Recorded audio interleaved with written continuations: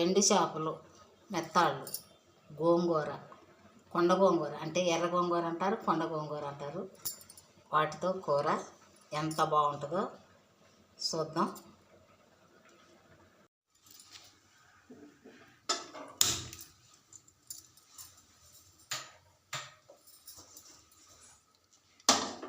నమస్తే అండి. మెత్తాళ్ళు గోంగూర ఎలా వండుకోవాలో చూద్దాం. మెత్తాళ్ళు అంటే అస్సలు ముళ్ళు ఉండవండి. వండుకుంటే మనం అట్లానే తినచ్చు. వేరే చేపల్లాగా కాదు, మెత్తాళ్ళు చాలా బాగుంటాయి. గోంగూర వేసి వండుకుందాం.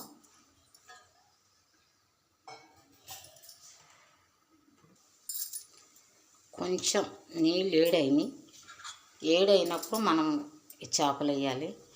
ఏమన్నా ఇసుకుంటే పోద్ది. శుభ్రంగా మనం సన్నీళ్ళల్లో కడిగితే ఆ ఇసుక అనేది పోదు. వేడి నీళ్ళల్లో వేస్తేనే ఆ ఇసుక అనేది శుభ్రంగా పాతి మనకు తిన్నా కూడా బాగుంటుంది. లేకపోతే కొంచెం ఇసుక తగిలిద్ది. కొంచెం గోంగూర అయితే ఉడకబెడుతున్నా, ఏరేగా ఉడికిస్తున్నా. కొంచెం నీళ్ళు వేసి క్లీన్ చేసి పొయ్యి మీద పెట్టాను. ఈ గోంగూర దగ్గర పడింది. దీని మీద అయితే మనం తాలింపు పెట్టుకుందాం.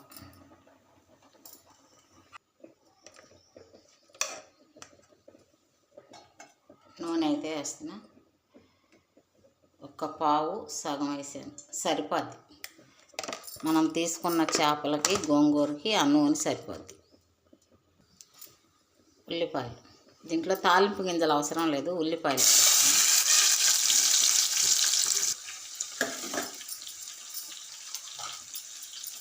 ఇవి పచ్చిమిరపకాయలు.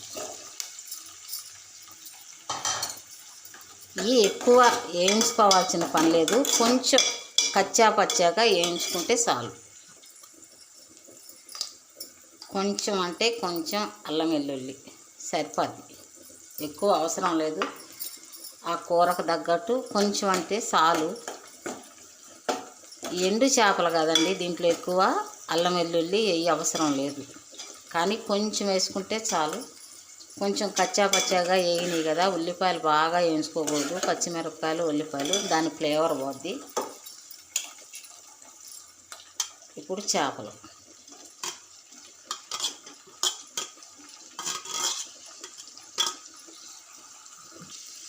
కొంచెం నూనెలో మగ్గినాయి కదా, కొంచెం పసుపు, కొంచెం కారం చూసుకొని వేసుకోవాలి. కారం మనకి ఎంత తినగలమో అంత. కొంచెం ఉప్పు, నేను కొంచెం గోంగూరలో వేస్తాను, కొంచెం దీంట్లో అయితే వేసాను. ఇట్లా వేగింది కదా, దీంట్లో కొంచెం మనం నీళ్లు పోస్తాం. కొంచెం అంటే కొంచెం చాలు. గోంగూర అయితే అయింది, ఈ మాత్రం నీళ్ళు చాలు. ఎందుకంటే గోంగూర ఉడికిస్తున్నాం కాబట్టి ఈ నీళ్ళు చాలు. గోంగూర వేద్దాం.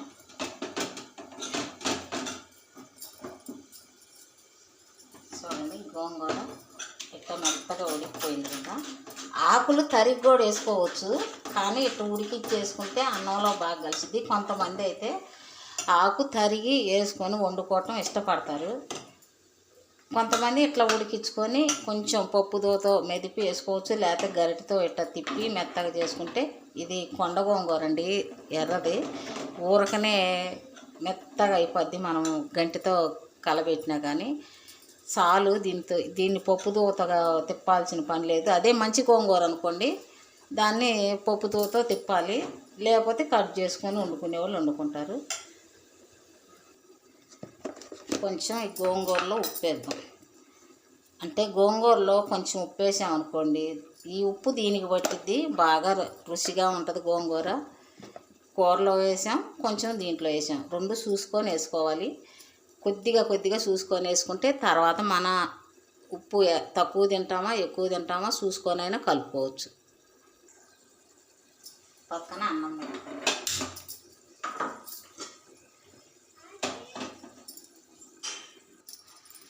ఇప్పుడు చూద్దాం.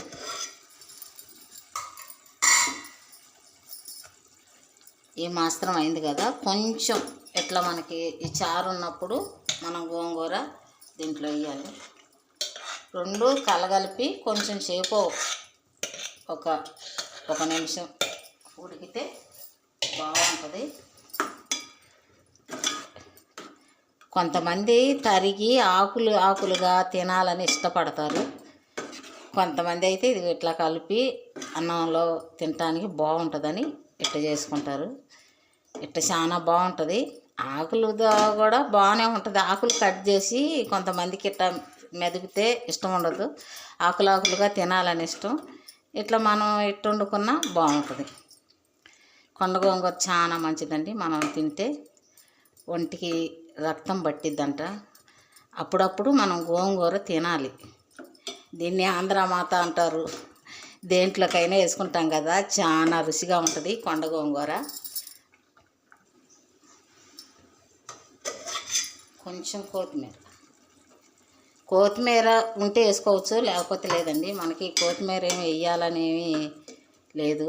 ఉంటే మనకు అందుబాటులో ఉంటే వేసుకోవచ్చు, లేకపోతే లేదు. అసలు ఈ చేపల గోంగూర స్మెల్కే అన్నం కొంచెం తినేవాళ్ళు ఇంకొంచెం ఎక్కువ తింటారు, అంత బాగుంటుంది. చూద్దాం. అయింది. ఈ మెత్తాళ్ళు మనం ఎంత ఉడికిచ్చినా కానీ ఈ అటు ఇటు చెదరవండి, చాలా బాగుంటాయి. ఏరే చేపలు, రొయ్యలు ఒకటి, ఈ మెత్తాళ్ళు ఒకటి, అసలు మనం ఏ కూరలో వండినా చెదరవు, అంత బాగుంటాయి. ఈ చెదిరిపోతాయి అని అనుకోవాల్సిన పని లేదు. మనం ఏ కూరలో వేసినా అంత బాగుంటాయి.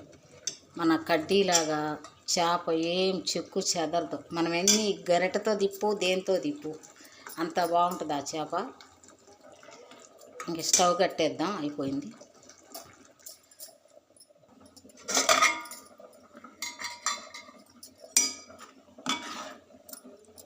చూసారా ఎంత బాగుందో.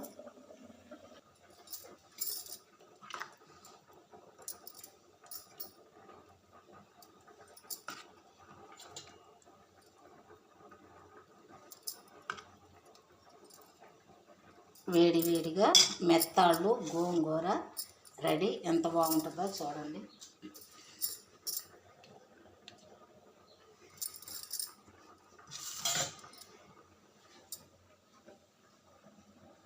చాలా బాగా అనిపిస్తుంది.